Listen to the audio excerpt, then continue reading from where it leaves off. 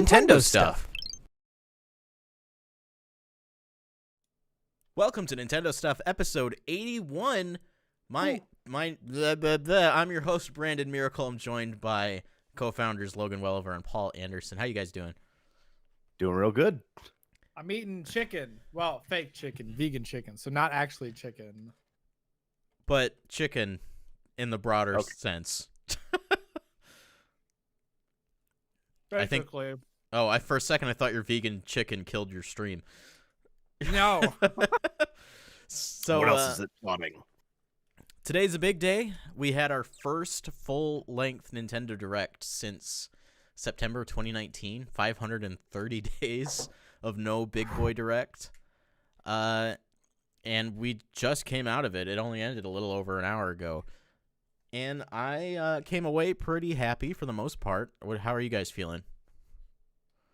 Pretty dang good. Like it was exactly what I was hoping it would be, where it was like kind of like full of stuff. They didn't really linger on any one thing for very long, and they just kind of kept going from thing to thing to thing. Yeah.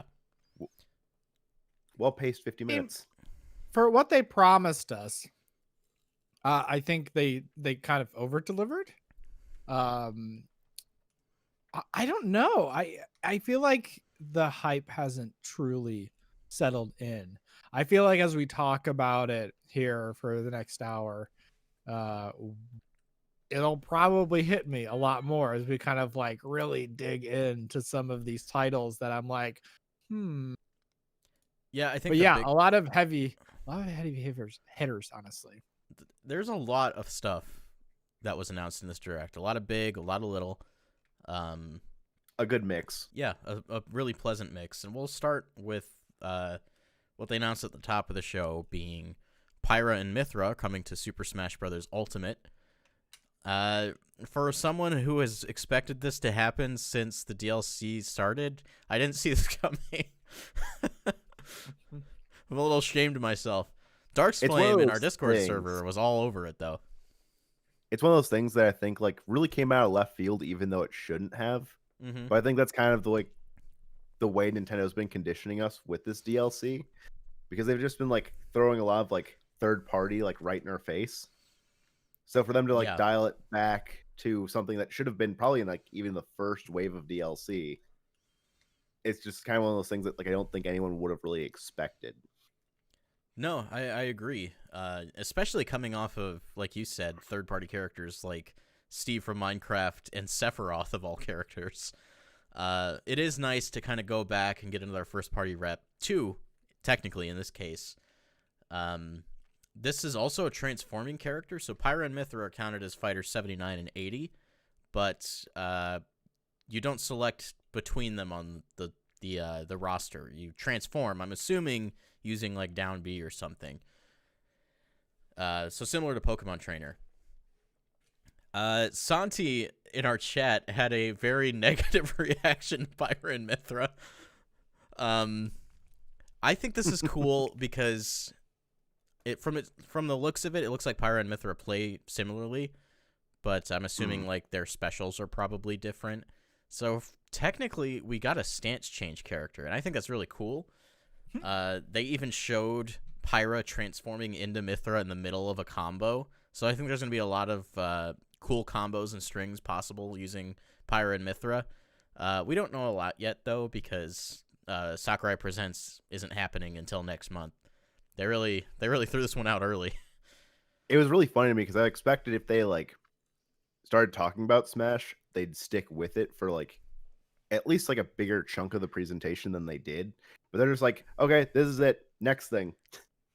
Yeah. Also, the presentation of it was really funny because I'm like, oh, they're doing an expansion for Xenoblade Chronicles 2 again. It's so funny because like I was going back and forth between this being DLC or this is Smash Brothers, and I'm like, Pyra's missing. That's an easy Smash Brothers thing. But they did it in the Xenoblade engine, which is great. They did the same thing with Fire Emblem Three Houses. So yeah, it was definitely a cute trailer. They added leggings to Pyra to make her a little less risque, which is probably a good call. Yeah, and they're coming out soon. We don't know a lot yet.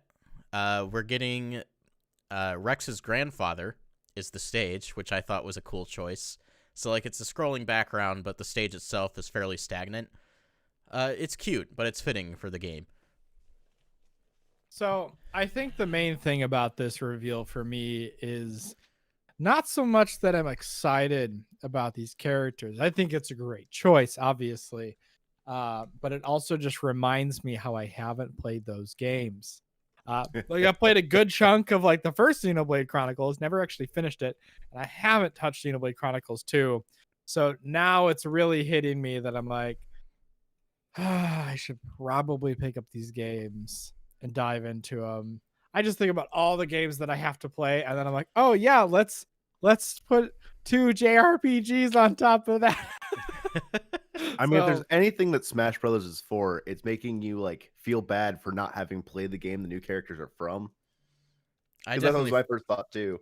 I definitely it's felt what that Smash way. Bros does next. I definitely felt that way with like Terry Bogard, because I had never played like a Fatal Fury or a King of Fighters game, and then I immediately went to the eShop and bought one of the seemingly hundreds of arcade archives releases for the SNK fighters, and it turns out they're really fun games. But as a person who did beat Xenoblade Chronicles 2, it's a wonderful story. The characters are awesome. So if you are interested in something like that, you should definitely try it out. I think the gameplay isn't the most accessible. The combat is oddly very deep, and it doesn't do the greatest job explaining itself. In fact, you learn new combat mechanics for basically the entirety of the adventure. Yeah. Fun. But it does it in baby steps. It doesn't try to completely overwhelm you right away. And also, you can just turn on baby mode, and it's not that bad. I do enjoy baby mode. It's right. Yeah. It's my speed. I played it on baby mode just so that I could experience the plot, and I enjoyed it a lot. But that's not all we got. Skipping a little bit into the direct, this is the 35th anniversary of The Legend of Zelda, and I anticipate that Nintendo is going to have a similar celebration for Zelda in the way that they did for Mario, maybe to a lesser degree. And we got the first of what is probably going to be at least a few releases for Zelda this year, being The Legend of Zelda Skyward Sword HD. Yes! Released 10 years ago. It's finally coming out on Nintendo Switch. And it runs at 60 frames per second, and it's in 1080p HD. That's awesome. Everything you want from this game. This and it comes with, well, it doesn't come with, but they're also releasing what is, matter of factly, the most beautiful set of Joy-Cons that they have released to date. I'm gonna buy honestly, 2 sets of them, and I'm not even mad. I am like almost like more excited for these Joy-Cons than I am for the game itself, right? Because I've beaten the game before. I've never had these Joy-Cons before. It's fitting because the original version of this game released with a golden Wii Remote Plus. So it's kind of awesome. A really beautiful controller. Yeah, it's awesome that they're doing this again. And I have to admit, I didn't like the Joy-Cons at first glance, but then they explained that the left Joy-Con is the Hylian Shield and the right one's the Master Sword, and then it hit me, and I was like, okay, this is actually really awesome. Yeah. I don't know what it is about that color combination, that blue and that purple. I think it reminds me of like, I don't know, it gives me like Star Wars vibes, right? So you got like a blue saber and then like purple saber. So I think there's also that going for it. At least for me, I can't wait to pick these up. I'm worried. I'm worried that these are going to be like super limited edition and that I'm not going to jump on them quick enough and they're just going to be gone and I'm going to be SOL. I'm really hoping they don't do us like that. Because like I said, I need to get 2 sets of these. I need them. My wife walked out the door like 5 minutes before they started diving into all the Zelda stuff, which like hurts me for her because she loves Zelda so much. But I just like text her in like all caps. everything that they like that the game's coming to Switch because she's been wanting to play this with me for a long time. Told her about the Joy-Cons and like this is a good get. This is a really good get. Yeah, absolutely. It comes out July 16th, I think. July 16th. Yep. So that's a nice middle of the year game. And I know that they didn't have anything to say about Breath of the Wild 2. That said, Aonuma did say that they're going to talk about it later this year, which to me just says, they're going to talk about it at E3. Like, what other time are they going to talk about it? So there's still the possibility that Breath of the Wild 2 could hit November this year. That'd be great for the 35th anniversary, having 2 major Zelda games come out in the same year. So I hope that happens. But yeah, I'm really excited for this. We're getting original motion controls, which are presumably going to work better on the Switch based on what Aonuma said. And we're getting button controls for those that want a more traditional gaming experience, which is awesome. So like the right stick is mapped to the motions of the sword. So that means people who have it on Switch Lite can play the game while holding the controller or while holding the console. See, I think that's the biggest thing, right? Because I absolutely loved this game when it came out. I was like, okay, these motion controls actually make a lot of sense in the context of how the game is designed, and I really love it. And I'm probably going to play with motion controls again. I just love this game that much. That being said, I am glad that they put this option in here because it makes it accessible no matter how you want to play it, right? And then again, like if you're playing on a Switch Lite, you can play it on a Switch Lite. And I thought the way that they actually incorporated it just kind of made sense. I think like most people who had kind of like proposed, like, what if they like got rid of the motion controls? And I'm like, okay, you don't want to get rid of the motion controls, but having the option just to use the right stick for, the direction at which you're slashing the sword, without having to compromise like the gameplay and redesign the entire thing. I think this is like the perfect way to go about this. And then also like it's an HD and the game still looks so good. It looked so beautiful in SD. So like I'm just happy that we're finally going to get it to look as beautiful as it should have or as it did this whole time. Yeah. I'm curious like what else they're going to do with this port, because like Wind Waker HD and Twilight Princess HD, they did more than just re-release the games. Like Twilight Princess HD had a whole new dungeon, which to its credit isn't like a complete revelation because it's another version of the Cave of Ordeals. And Wind Waker completely like revamped sailing and added really cool map features for the Wii U version. So I wonder if there's going to be any of that kind of stuff. Better like, bird travel. I was going to say, like, are they going to make I don't that want faster? to sit there and I'm flying.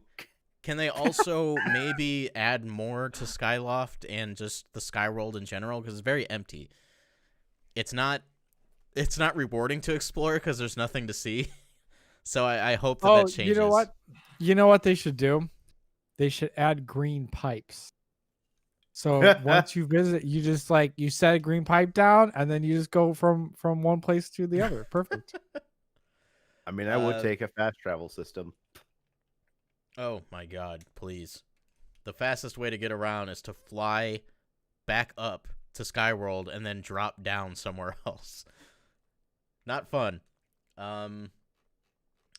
Moving on, we also got Mario Golf Super Rush, which is a really weird name for a Mario Golf game until you learn what the new like core idea is. And that's speed golf.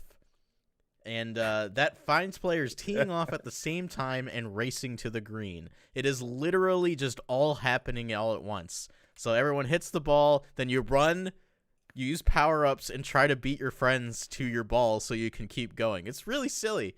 I'm super down with it. That actually like makes the multiplayer that much more appealing than like everybody like taking their turn and cycling through. Because that's one thing with like golf games that just takes forever and like kind of kills the experience for at least for me. Yeah. But now we get to do it all at the same time and compete. Okay, but can you like beat up the other characters with your golf club while you're doing it, because that would be the cherry on top right there. You know, given the kind of power-ups we saw, like the ice flower and a Starman, you know, it might happen.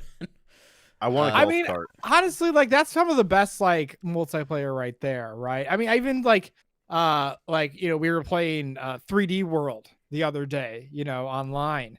And at certain points, like you just like pick somebody up and just like throw them off the edge, right? So I feel like this is like a perfect opportunity to like for all these shenanigans, not just racing, but also like actively impeding your opponents. I want to run past my ball up to somebody else's ball and hit their ball back the other way. So Super Rush is going to include several local and online multiplayer modes. We don't know what's available online and what's not available online. I'd assume that regular golf and speed golf are probably both local and online. What won't be online is story mode, which looks to draw from the Game Boy Color Mario Golf game, which is something I hold very dear.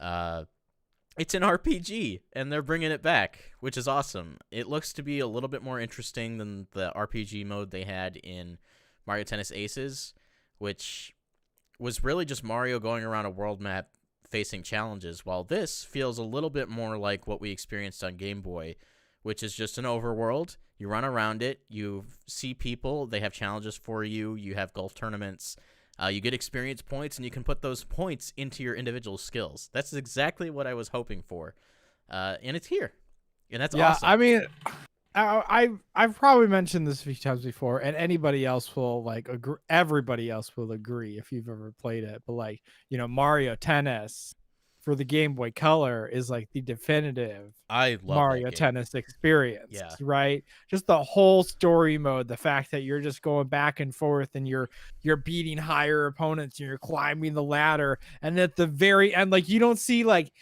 any Mario for like 90% of the game until you get to the very top, and then you have to face off against like Mario and all these other characters. It's such a cool setup. It's like a Japanese high school anime, sports anime, except when you get to the end, you find out there's another dimension, and you go there, and it's full of Mario characters, and they're like, you can't be champion until you beat me.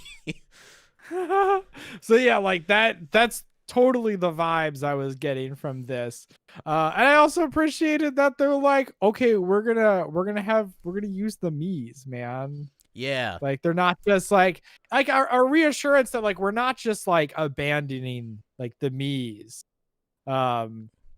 Also noted by another game that is coming to the Switch here pretty soon as well. That is a enhanced you could almost call it a remake. It's an enhanced port of Metopia, which is a 3DS game. It's coming to Nintendo Switch with HD graphics and some enhancements. Basically, it's a full-on RPG adventure where every single character, NPC, everyone is played by Mii's that are on your system. So the villain, you can decide who your villain is. If you have someone you really hate and you make a Mii of them, you can make them the bad guy and beat them up. Mine's going to be Reggie. Reggie's going to be your villain. And probably the coolest thing is, like, your party can be made up of your friends, and they can have different classes, and you can build them up in different ways, and they interact with each other in similar ways to Tomodachi Life. So there's a silly, zany element to it that Mii's are well known for.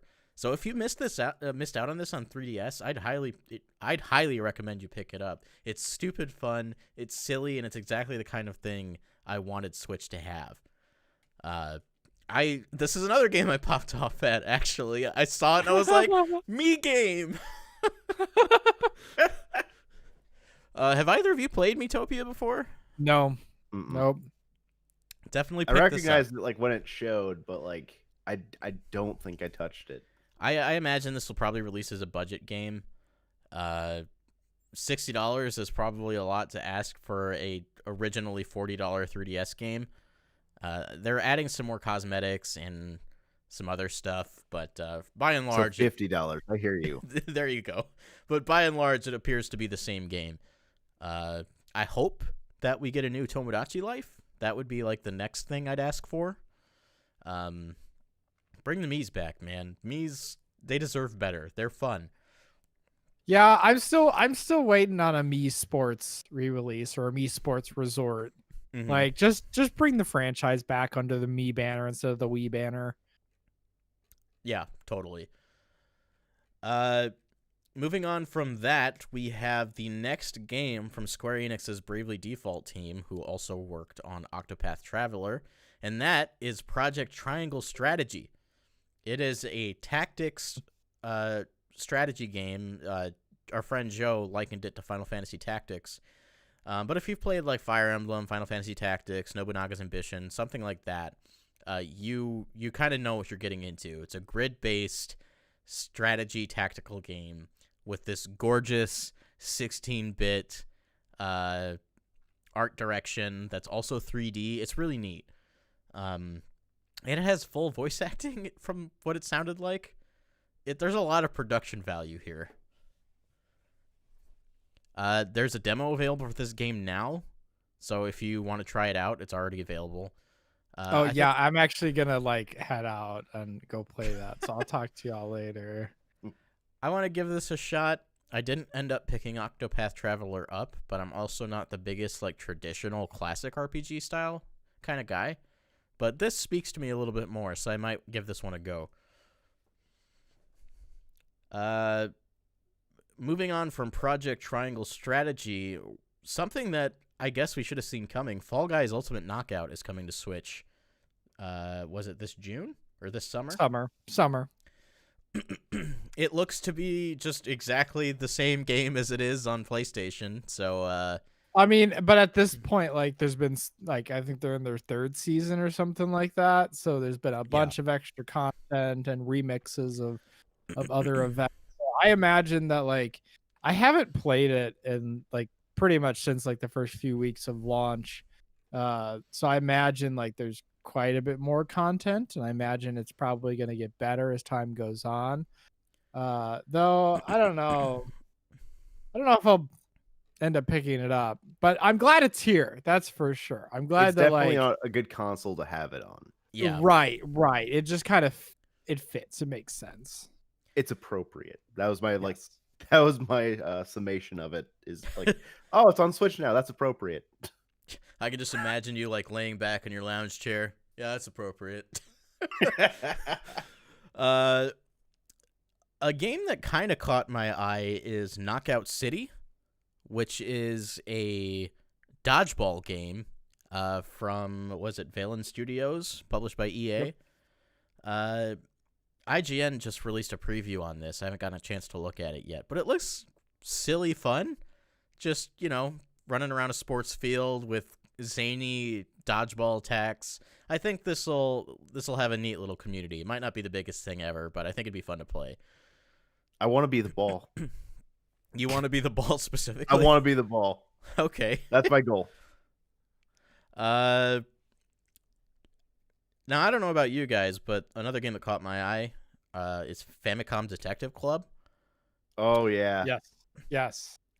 This is a localized version of 2 NES games that never came out here, and they're visual novels, and they look cool. Yeah, the animations that like in between like look really nice. Yeah, it's like surprisingly lively. You're basically playing an anime. I don't know a lot about this series, but I think there was a trophy for one of the characters in Melee. So I'm excited to try this out, but it looks very drama-y. It's very pretty, and I'm definitely looking for a new visual novel to play. I haven't played one in a long time. It definitely is one of those things that jumped out to me, so I think I might like pick up one or the other. Probably not both because they were, I think, $35 when I checked. Each? Yep. Okay. But definitely like one of them, I'll give it a try. If I really like it, then I can pick up the other one later. But I made the joke while we were watching it because one's a red logo and one's a blue logo. I was like, it's Famicom Detective Club Red and Famicom Detective Club Blue. They know what they were doing. That's appropriate. With that. Yeah, absolutely. So I think that'll be neat. I'm excited to try that out. I'm just going to roll off a couple other games here that are coming out. DC Superhero Girls Teen Power, Plants vs. Zombies Battle for Neighborville, Apex Legends, a game I would suggest you play if you haven't yet. Super fun. Legend of Mana, Outer Wilds, another game I'd highly suggest you play. Samurai Warriors 5, Ghosts and Goblins Resurrection, Capcom Arcade Stadium. And here's one I want to point out real quick is World's End Club, which is from the creators of Danganronpa and the Zero Escape series. So if you're a fan of those games, or also the one that means the most to me, AI the Somnium Files, you should definitely try this out. It's going to have a super goofy, weird story, and I'm totally here for it. I'm excited to try it out. It's also a little different. It's like not exactly a visual novel. It's also a platformer. When they started showing off gameplay, it was definitely not what I was expecting. Yeah. But it definitely like screams Uchikoshi to me just from looking at it. And I was like, I can see the Danganronpa in this.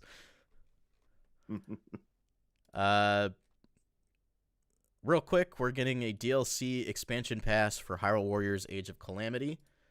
We're getting, 2 waves and bonus content that if you purchase early, it will come out on May 28th. We're getting a new weapon for Link, another costume for Link, and then in Wave 1 in July, we're getting an expanded roster, newly added weapon types, new challenges in the Royal Ancient Lab, and new challenging enemies.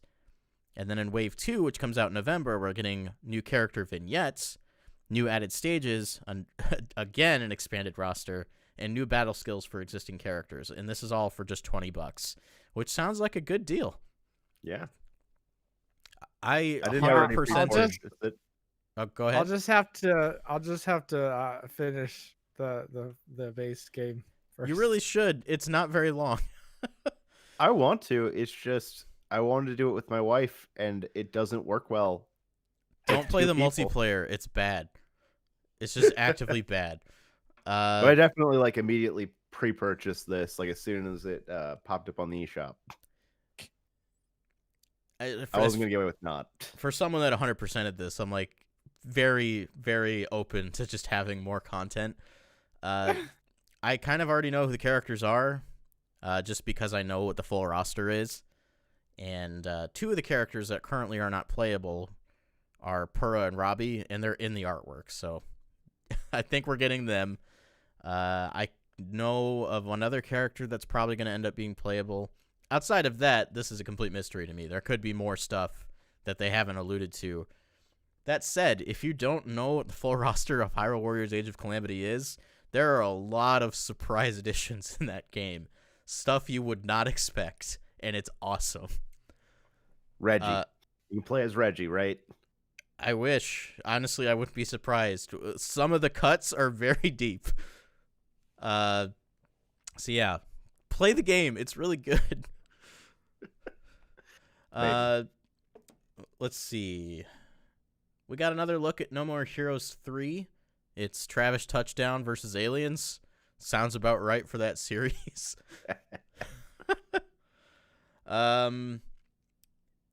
Neon White. I was really interested in this game. It's a first-person action game. I don't even really know how to describe it, but it's card-based, but you're also in first person and jumping around and killing dudes. And the main reason it stuck out to me is because it was narrated by Steve Blum, and I love him. Oh yeah, I mentioned that to my wife, and she's like, "Who?" And I'm like, Why do you hurt me this way?" He's Tom from Toonami and Spike Spiegel. Come on, he's Orochimaru. He's all over the place. I mean, I mentioned off another day ago that I watched Justice League War, which features the villain Darkseid, who in that movie was voiced also by Steve Blum, because so good. Lovely man. Lovely voice. Oh yeah. Let's see. Just kind of rolling around through this list. I'm saving a couple things for the end because I know we're going to talk about it for for a while. I guess we can go into this now. We got a new trailer for Monster Hunter Rise, and they kind of went into the Rampage, or this Rampage mission type, and based on what they show, it does appear to be some kind of tower defense style mission where where several monsters are trying to breach into the village, and you have to use the village weaponry to fend them off. Which that sounds very Monster Hunter. They like those missions where like you're running around doing the cannons and using the ballistas, and like those are oddly like my favorite mission types. And so I'm really excited for more of it. This seems a lot more active too, and I like the fact that there are multiple monsters at once, because they clearly want you to use wyvern riding as a mechanic to fend the village off. So like you're probably gonna have like a primary target, and then the supplementary monsters that are also trying to breach are the ones you're gonna want to get on the backs of and use them to beat up the main one. I'm excited to see what this is all about. They've been kind of holding this close to their chest for a while. They also announced that Apex monsters are returning. This is something that was in Monster Hunter 4 Ultimate, if I remember right. They're basically like super big boy versions of monsters that are already in the game. Are like, well put. I mean, like tempered monsters in Monster Hunter World, right? They're just advanced versions of the same monsters. So that's exciting. We also got a look at some of the monsters coming to the game, as well as a new area. We got, was it like a volcano? Which, you know, that's pretty run-of-the-mill for Monster Hunter. Yeah. We got Volvidons coming back. Basarios is coming back. And then there was 2 new monsters they showed. One was a spider. We didn't have enough of that in the movie. Except this one's cool. Just gonna do my boy Nursilla like that. It's not. I like Nursilla. Yeah, this new spider's pretty awesome. He's got webs that, like, it's almost like web armor on his legs and body, and that's pretty neat. I can't wait to break it. I mean, clearly, but I hope his armor set is just, you know, webs over your body as armor. I think that'd be pretty cool. I'd be into that, yeah. And then there was a mud Leviathan, which looked a little like Lagia Cruz to me. I was kind of thinking of Mitsune a little bit, but oh, that's probably closer. They're gonna be like they're gonna be counterparts. One that gets you dirty, one that cleans you up. I like the way you put that. Yeah, and the game's still coming out on March 26th. They finally announced the Monster Hunter Special Edition bundle is coming to the US. I don't know why they waited so long to let us know. We're the last territory to have this announcement, it feels like. America probably doesn't want it, do they? Well, I definitely want that Pro controller. I know that. Oh my god, I have so many controllers to buy at this point. Like, yeah.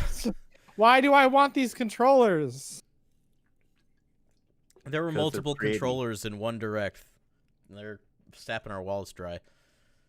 I gotta buy 4 controllers. Yay. Well, technically 6. Oh, yeah. You got me there. True. And then we ended the direct with one last big boy announcement. Star Wars Hunters. Yes, Star Wars Hunters coming to Nintendo. Splatoon 3. So they talked about releasing content for pre-existing games, and I was like, you know, they've been doing a lot of Splatfests lately. What if they did another expansion for Splatoon 2?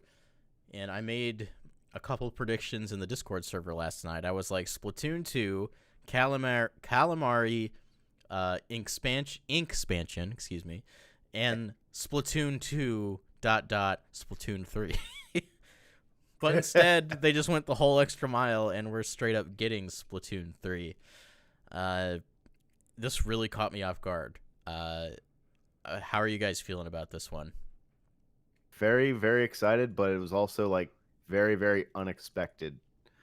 The whole time that like the trailer was playing, I'm like, are they doing like a remix with this? Are they taking like Splatoon and like giving it a different genre? And then nope, just Splatoon 3. Yeah, of all the announcements in this direct, this announcement gave me the most visceral like reaction, right? Like I felt it. Like even talking about it now, you feel like the ASMR response, right? You're just like, oh my god, like give me Splatoon 3. I was like really, really digging like the tone, right? Because it, in the first two games, you just kind of go to a screen and then you design your character and blah blah. Okay, cool. Now you go into Inkopolis and you play the game.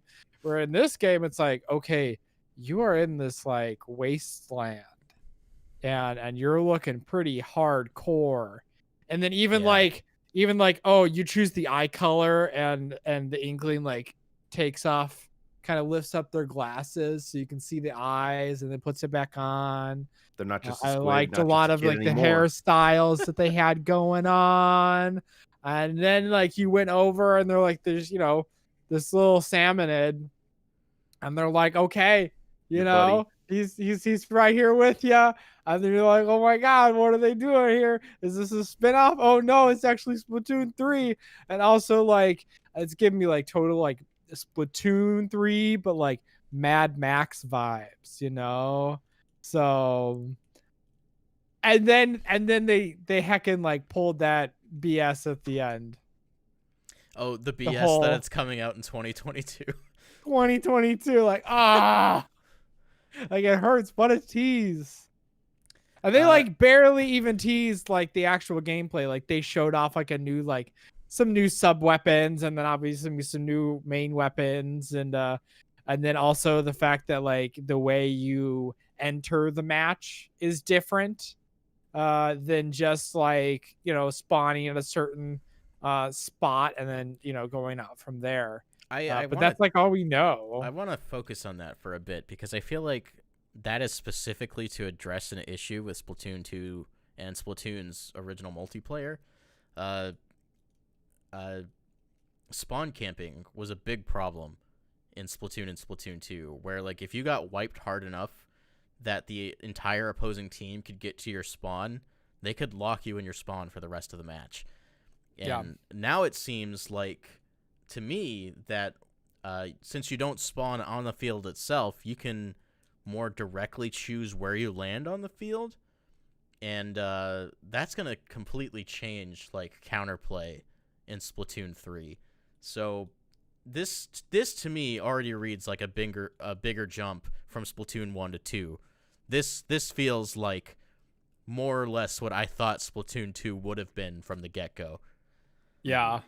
I am curious as to see like what else has changed, and like obviously like it matters like how like they balance things with new sub weapons and new specials and whatnot, and then also like how the the stages themselves are designed and what kind of like what kind of stuff there is to interact on the stage, right?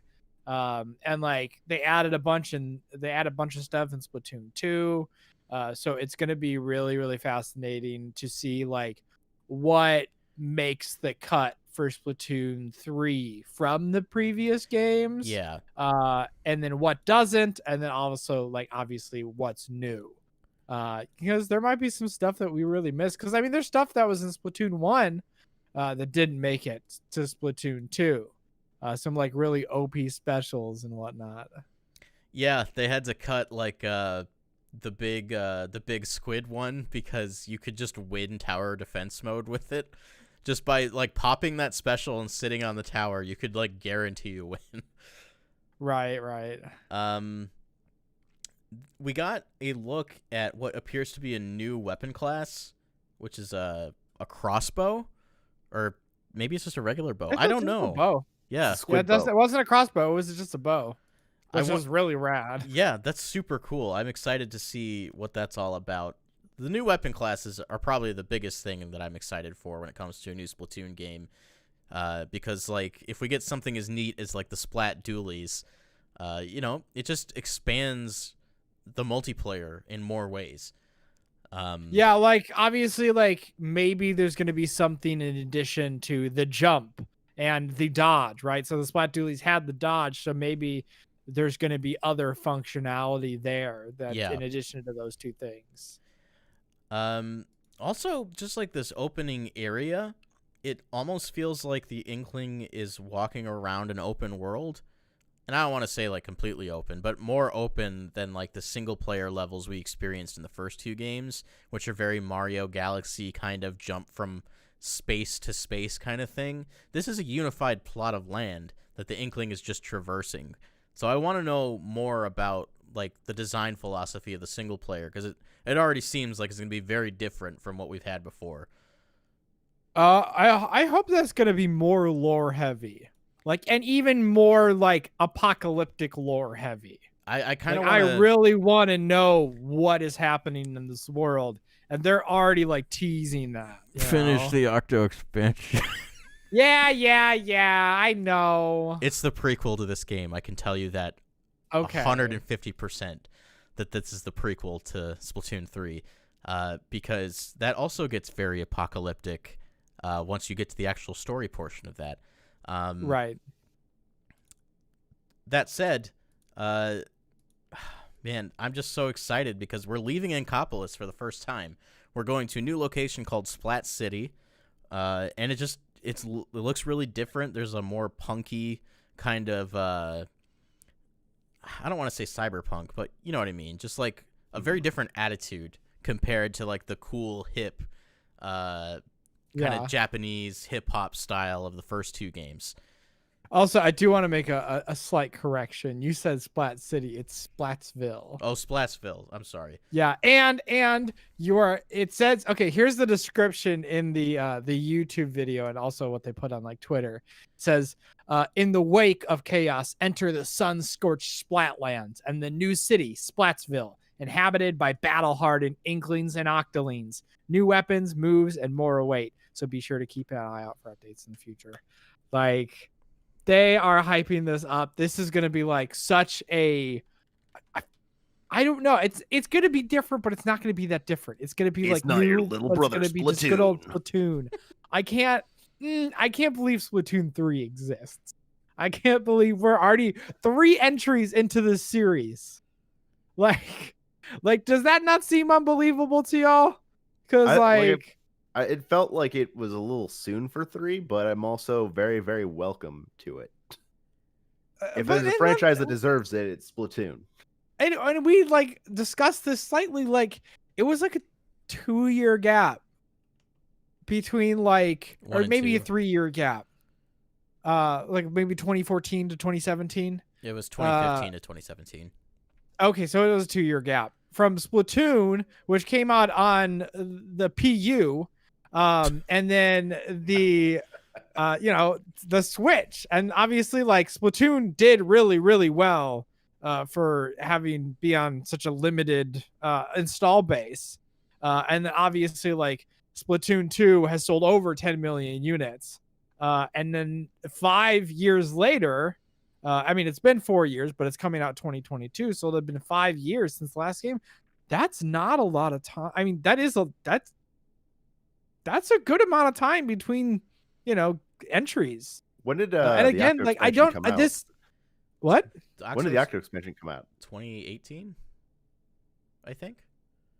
Yeah, like honestly, I'm surprised that it's 2022 that it's coming out and not 2021. I think I know which why. Is like okay. Does anyone remember what the final Splatfest was? It was Chaos versus Order, and Chaos won. So I'm fairly certain the entire identity of this game was based on the result of that Splatfest in a much bigger way than the final Splatfest of 1 impacted 2. Right. No, and we don't know exactly how they interpreted that, right? Because it could have been maybe like there are different settings within the Splatoon world, right? Right. And yeah. obviously it's an apocalyptic world.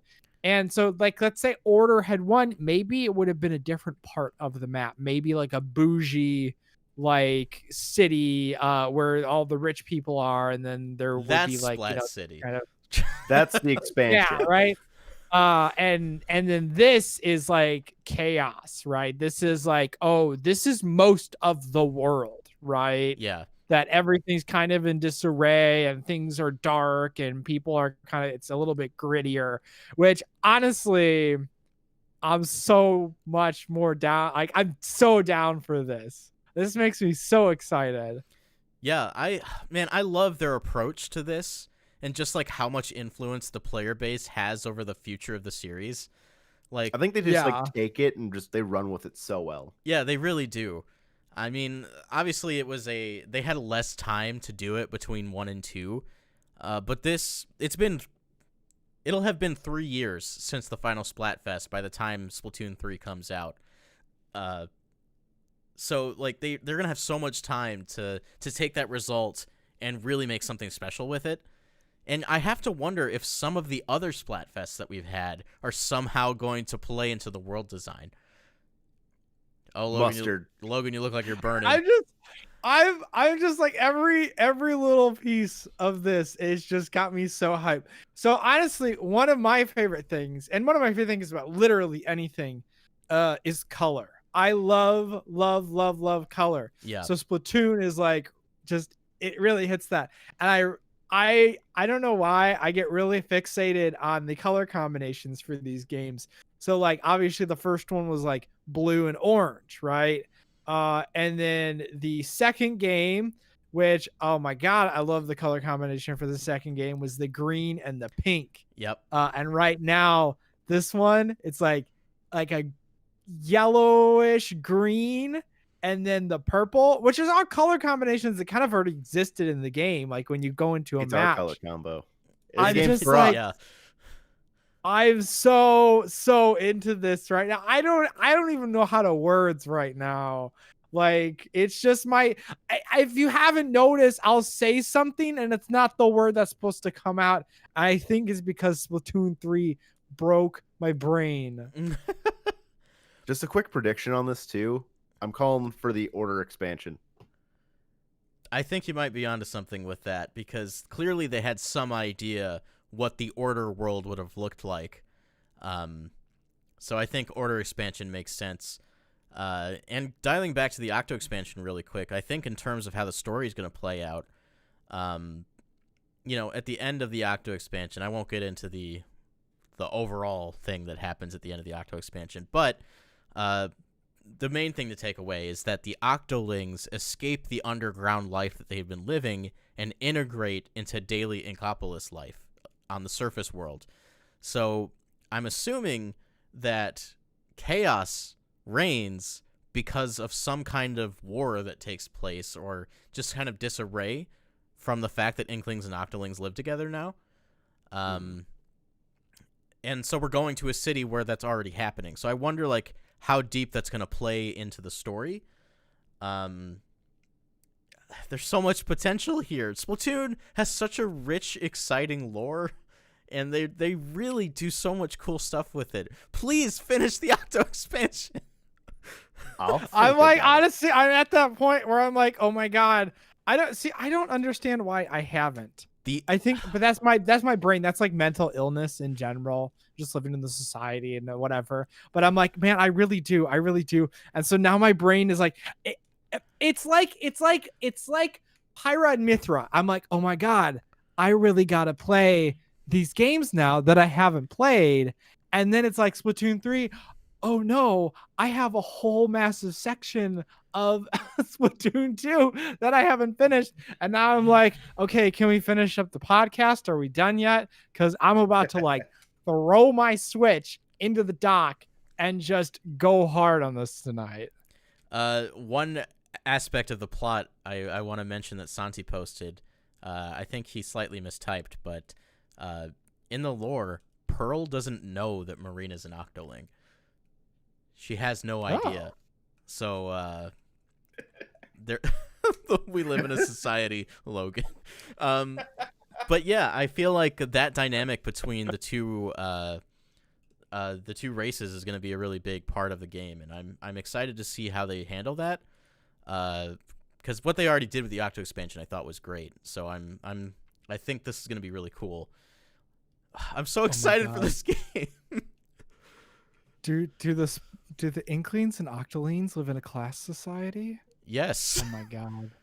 Nintendo's over here like, we're not gonna do politics in our video games, and then they're like, wait, Splatoon. Whoopsie. Oh my god. Liars. We just want our games to be fun. Okay, all right. So some other things I want to know about this release.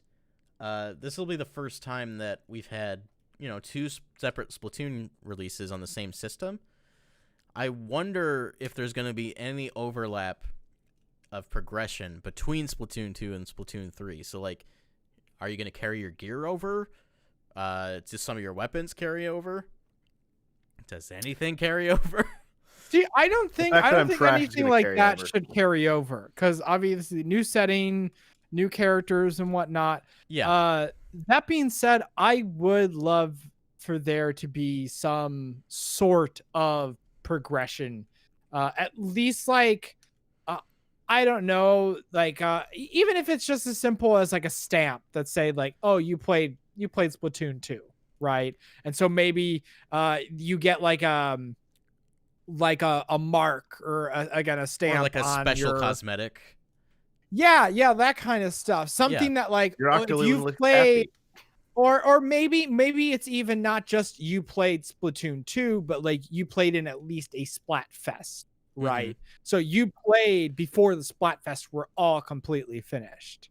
And so you deserve some recognition, and maybe a little bit extra, just something to really like encourage people like, you should have bought, Splatoon 2. And then, I hope that something else happens in Splatoon 2. I hope there's at least like one more Splatfest that ties in and holds us over. Like, give us some holdover in Splatoon 2 till we get Splatoon 3. Please. That would be awesome if there was like you said, like a late game Splatfest that is just like the legitimate end of Splatoon 2 that like brings us right into Splatoon 3. Maybe they start teasing the story in Splatoon 2 and just like make the world feel more alive like they've done with the Splatfest in the past. And if they're bold, they'll add a stage from Splatoon 3 into Splatoon 2. That's the move. I think we might even see the bow show up for like one special Splatfest. That would be cool. Just a tease, man. I'd love a reason to go back into the multiplayer for that kind of stuff, Yeah, totally. Oh my god, I am beyond excited for Splatoon 3. It's so far away. Yeah. Oh my god. I assume we'll probably get like a test fire or two ahead of launch. So there's a good chance we'll at least play Splatoon 3 before the game comes out. I'm thinking summer 22. That makes sense. That's to what me. I'm thinking. Yeah. So maybe a Splatfest, not a Splatfest. Well, a Splatfest, a Splat test. In the spring or something like that. I don't know. I'm guessing. We have no way of knowing. It could be the end of the year, and we could be almost in 2023 before we played this. It's crazy to me too that this is one of Nintendo's newest IPs, and we're already approaching the third mainline entry in the franchise. And it's already so hyped. Like, I don't know how I can love something like this so quickly. Like, they just nailed it. They nailed it. Remember when we were like begging for new Nintendo IPs, and then they threw Splatoon at us, and we all kind of went, really? That's it? And now we're like, oh my god, Splatoon 3 is almost here. And it's not almost here. And that's the worst part about it, is because we're supposed to be playing it like in a week or two. But it's not, because they're like, we're waiting until 2022. And I'm like, yeah, I'm hysterical. I need it. It's such a tease. They can't do that to us. It's not fair. I mean, they love doing that to us, though. Yeah, for sure. You know, I'm really surprised though, because like, for as little as they show us in the trailer, they also show us a whole lot in the trailer for a game that's not coming out until over a year from now. I've been combing the trailer. I've been like, where's the new information? What am I supposed to make of this? Even down to the color combinations. Like, oh my god. The shot of the new Inkling hero on the train heading into Splatsville, I have seen memes all over the internet of the shot from Spirited Away on the train with No Name because they look exactly the same. Oh my god. Oh, and Dark's Flame. Meanwhile, ARMS is still on its first game. Poor ARMS. Oh. But yeah, what a way to end a direct. Am I right? This is killer stuff. Yeah, see, now that we've talked about it, this was a really hype direct. And I think Splatoon 3 did a lot of heavy lifting. Not that even if it didn't appear, there's a lot of good stuff that they dropped in this direct. But good God, Splatoon 3, what the heck? Like, I was already like, oh my God, okay, like Skyward Sword HD, I love that game. I've already played it, but I'm so excited. Oh my God, those Joy-Cons. Oh my God, I'm going to get that Monster Hunter Rise Pro Controller. Oh my God, we're getting Splatoon 3. Just, oh, yeah. It makes sense that, like, they saved all of this. And then we're like, okay, guys, remember that thing that we did that one time called a Nintendo Direct that we don't do anymore? We're going to do another one. And we really saved it, right? Mm-hmm. We saved it. Because I feel like they got cheapened over the years just by the frequency at which they happen, and a lot of them were pretty downer. So it seems like they've struck a better balance of like, okay, when we do a direct, it's because we have a lot to announce, and it's because we got some really heavy hitters in there. Yeah, totally. Oh my God, I keep looking at this Splatoon 3 trailer and crying to myself. Also, hi Levi. Levi's in the chat. I could go on about Splatoon 3 forever, but the truth of the matter is we don't know that very much about it. So the important thing is we know it is a thing that's going to be here in 2022. I should note, like, did we not consider the fact that there are other, like, Salmonid in here coexisting?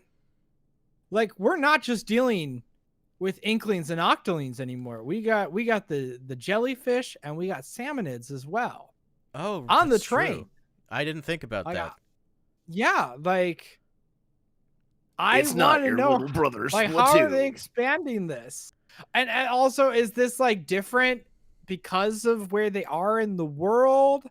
Are there, because, you know, for all we know, we just had Salmon Run, and there was just all these evil salmon nids that came and you shot them and killed them. I'm gonna take a guess and say, like, if there's a wave-based like team mode in this game, it's not going to be Salmon Run. I think you're right. It's going to be something completely original. Maybe there's like a new, like, they've kind of, it's almost like they nuked all like the bad guys. Like, what's the new bad guy? Yeah, because like the Octolings aren't bad guys anymore. The Salmonids aren't bad guys anymore. Who's the enemy now? Yeah, everyone's the enemy. Maybe it's chaos. Well, maybe it's not maybe it's not as simple as like dividing it by race anymore. Maybe there are factions. Maybe there are factions of like good Octolings and bad Octolings and good Inklings and bad Inklings. And I don't think it's probably not going to be as simple as like, this is good and this is bad, but like opposing faction, you know? There might even be like a city dispute, since we're in a different place altogether. Maybe this location has a different view on Inkopolis, like a negative one. I'm calling it now. There's going to be a class conflict here. We got rich and poor. We got the gritty versus the bougie. Like, it's happening. This is happening. Oh my God, I'm so excited. Oh man, I love that they let you decide between Inkling and Octoling right from the beginning. That said, you can unlock the ability to play as Octoling if you beat the Octo expansion.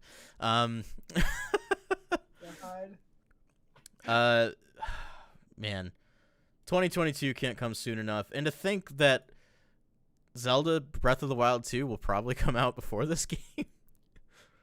Oh my god. I can't wait for honestly, I can't we have to wait till July for 90% of this to come out, a lot of June games, some July games. And probably around then is when we'll start hearing about more stuff for the rest of the year. I think even though there's a few things here that have come out later in the year. I think E3 is probably going to be Smash Brothers like usual. Breath of the Wild 2, I think that's clearly where they would talk about it if they talk about it at all. And I think we'll get an update on Splatoon 3, but maybe something small, because we're so far out. I can't imagine they're going to talk to us a lot about this for the rest of the year. And yeah, the second half of the year is kind of a blank slate, so there could be some good stuff coming out that we don't know about. And they've front-loaded with a lot of neat stuff already. Like Super Mario 3D World plus Bowser's Fury just came out, and that was awesome. And we're getting DLC for Hyrule Warriors that's going to carry us on multiple days throughout, or multiple months throughout the year. And next week, we're going to learn about Pokemon. We haven't even talked about Pokemon. Yeah. So it's going to be big. Oh my god. Yeah, I keep forgetting that Pokemon Snap is coming out at the end of April too. Yeah. Not that we're even at that, because we still have Monster Hunter in between now and then. Mm-hmm. Too many games. So we'll probably be back next week to talk about Pokemon Day. Or possibly the week after, because Paul's working on a new schedule now. I'm going to say the Monday after Pokemon Day is probably when we'll be able to record. But that's when you can expect us next. Thanks for hanging out with us. This is a long direct. There was a lot of stuff in here, and we talked about Splatoon for 25 minutes. How could you not? I honestly, I'm going to be thinking about this game for the next 3 weeks. I'm going to think about it all night long as I play the Octo expansion and then not get enough sleep. Please finish the Octo. It's so good. It's so good. Well, you know what's not good? Me at Splatoon. That's why I haven't beaten it. The Octo expansion is hard. I admit that. It's not easy. But it doesn't demand a lot of you to actually get to the end of the story part. If you have to, just look up a map of where all the things are so you don't have to guess. That's one of the things in the past year or two that I've really learned about myself is that I am not ashamed or disappointed when I get to the point where I'm looking up a guide and I'm looking up exactly how to do something. There's no reason to be. We're adults. We don't have a lot of time. I'm not ashamed to say I played all Xenoblade 2 on baby mode, and I loved it. My wife was making fun of me because I forgot what I started playing this week, but without any hesitation, I went straight to easy and just started running with it. She's like, you didn't even have to think about that, did you? I'm like, no. I'll usually start on the basic difficulty, and if it gets too hard, just bump it down. Okay, and before we really start to wrap it up and whatnot, I can't get my mind off of what the single player experience in Splatoon 3 might be like. I really hope that it's multiplayer. We talked about this while we were still at work, but I feel like, especially with this more open design that it seemingly has, I could see a multiplayer story mode being a big part of Splatoon 3, especially if the story is going to be as rich as we expect it to be. Go away, Levi. Go away. You're not welcome here. I'm allowed to be a baby if I want to be. Levi's one of those you got to play it on hard mode guys. What? You don't play it on the hardest difficulty? Are you even a gamer, bro? No, I'm not. I have a day job. Gatekeepers be gone. I hope that, like I said, I hope the Splatoon 3 single player or the story mode kind of does away with the Mario Galaxy style levels that we experienced in 1 and 2. Plays a little closer to what we got with Octo Expansion, where it was a little more freeform, and isn't afraid to be difficult. Like, the Octo Expansion is hard, and it's not afraid to be hard. I'd also love to see more contiguous worlds, right? Yeah. Like instead of like here is a like one hub world and there's like 6 or 7 levels and then you go to the next hub world and whatnot. Like I would love to see just like, okay, like here's a world and here you have to go do things and like you see a place that you have to go to get to or whatever and you go, you just have to find your way there. Maybe there's some kind of like challenges. Something similar maybe to like Bowser's Fury, just like this open map design. Yeah, except like bigger and then maybe not as necessarily open. Maybe there's like still like some paths you have to go through that are pretty linear, but you have a choice, you know, to go this way or that way and progress in that manner. Mm-hmm. I'm thinking even more like Super Mario 64, honestly. For sure. Like, and, you know, maybe there's collectibles that you have to get so that kind of guides you to different areas of the level. Yeah. As long as it's not just get from point A to point B, I think this will be a lot more fun of a mode because I hate to say it, but like story mode in Splatoon 2 sucks. It's just not good. It's the same exact experience as the first game. That's why I love Octo Expansion so much, because like it feels like the answer to the problem, or the beginning. Yeah, of that. like there was so much more variety in what you have to do, right? And I haven't played all of Octo Expansion, but I've got enough of a taste to know that like, oh, there's different things they're throwing your way, right? Yeah. You're not just getting from point A to point B and then collecting a few things. Like they'll throw different objectives that you have to do. You have to beat all these octolines or stuff like that. So if they add more of that and change it up even more, and then also like connect everything in an even more interesting way, you know, again, there was only like 2 years between the first 2 games. It'll have been 5 years since Splatoon 2 came out. And that'll probably be canon to the story too, because like between 1 and 2, even in the game, they're like, it's been 2 years since these events took place. Yeah. I wouldn't be surprised if I wouldn't be surprised if they did that for Splatoon 3 and they're like, yeah, we actually planned 2022 because that's how long it's going to take the game, but also we've already written it in the script, so it's going to come out 2022. Goal setting. I hope there's some more older Inklings and Octolings, like outside of the age range we've seen before. I think in the lore, once they hit a certain age, they either become the kid or the squid. I don't remember exactly how it works, but like at some point they lose the ability to change between the two. Squeenagers. Squeenagers. Yeah, I would love to see some like the elders of society, right? Who are the people who have survived, who maybe have like seen what happened, right? They were in the before time or something. Oh, like that. Captain Cuttlefish. Like he can't transform into a squid anymore. Like he is a man now.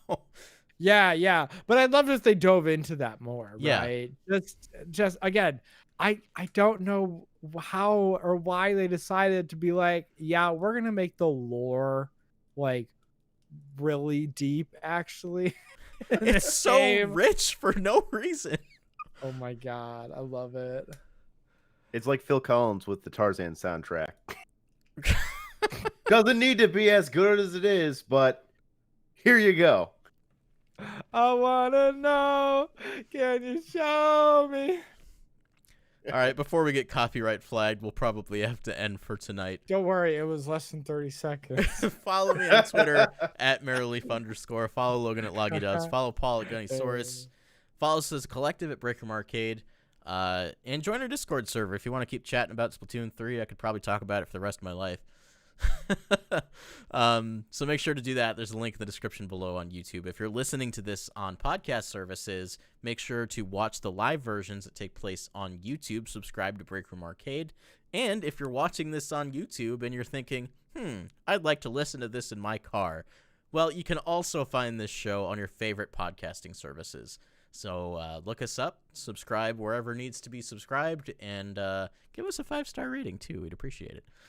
But until next time, don't break your backs. Break in the games. But for now, break time is over. Where's my Switch?